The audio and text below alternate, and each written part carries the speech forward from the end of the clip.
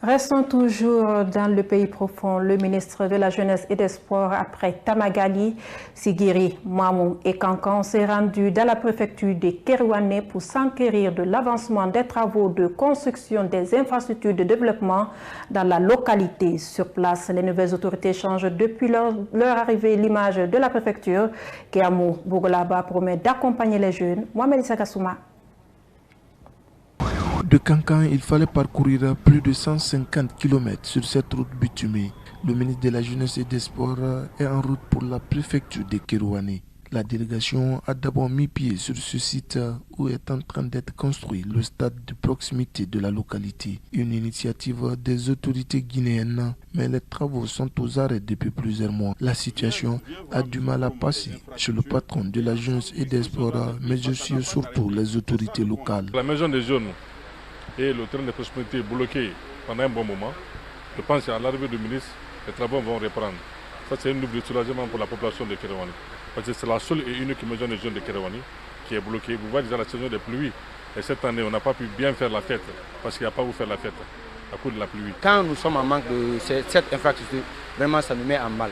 C'est pourquoi nous venons avec nos mains au dos et plaider ici l'autorité compétente, ici de mieux essayer de nous aider à finir ici les maisons de jeunes dans les délais prévus. La ville d'Almamissa Mourituri est une zone stratégique pour tout le pays. Ce gigantesque maison des jeunes n'est pas aussi opérationnelle de nos jours.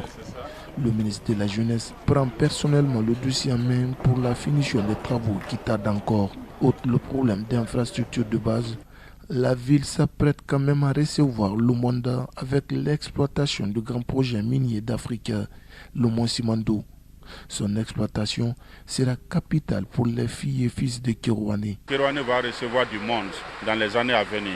Il est important qu'on vienne s'assurer que le projet de la maison des jeunes que nous avons évolue et que nous avons aussi des projets de ce qu'on appelle le plateau sportif, plus le stade de proximité aussi qui sont venus voir ce chantier, venir voir aussi le stade préfectoral et en même temps encourager aussi les autorités à ce que la sécurité soit rassurée, que les jeunes soient des acteurs importants de la sécurité dans la préfecture.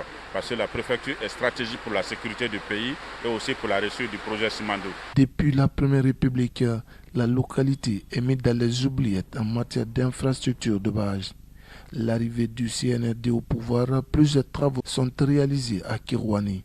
Aujourd'hui, la route est complètement bitumée et praticable depuis un bon moment.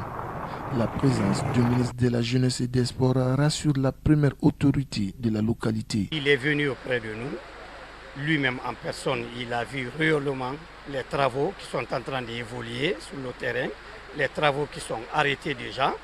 Il a demandé enfin qu'on redémarre ces travaux.